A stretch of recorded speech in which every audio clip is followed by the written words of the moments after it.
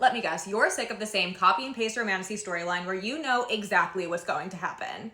Well, don't worry, because if you're like me and you also like to be hoodwinked, bamboozled, and utterly traumatized by the endings of the books that you read, I have the rec list for you guys today. Here are 4 romantasy books that actually had such unexpected and insane plot twist endings, I truly felt like I was in fight or flight for 24 to 48 hours. Let's get right into it, starting off with my most recent addition to this list, and that is Heir of Illusion by Madeline Taylor.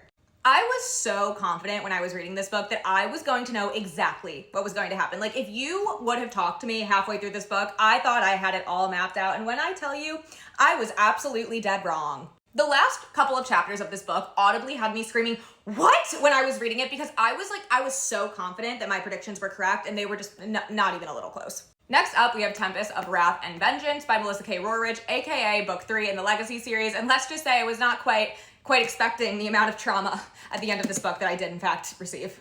Let's just say that one of our characters here, who I personally thought was past the point of redemption, does in fact do something so selfless I had to go back and reread it because I simply just couldn't believe it. And then if that wasn't enough, there is one of the biggest reveals at the end of this book that I think I've ever read in a fantasy book. Like, I was so stunned.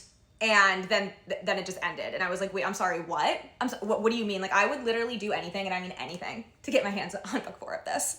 Sometimes I feel bad for my fiance because this passion of mine, this love for reading, can sometimes cause me to be a bit erratic. And that's exactly what happened when I read the ending of Heavenly Bodies by Imani Iriu. Because I was actively sobbing for like an hour after I finished this book, and I just kept looking at him and I was screaming, like, what would happen if there was a prophecy that I was going to fall in love with a star, but then it didn't end up the way that I thought it was going to, and it was going to be the end of us both, and he was just kind of like staring blankly, like what am I supposed to do with that? And the answer is I don't know, because I still don't know how to process the end of this one.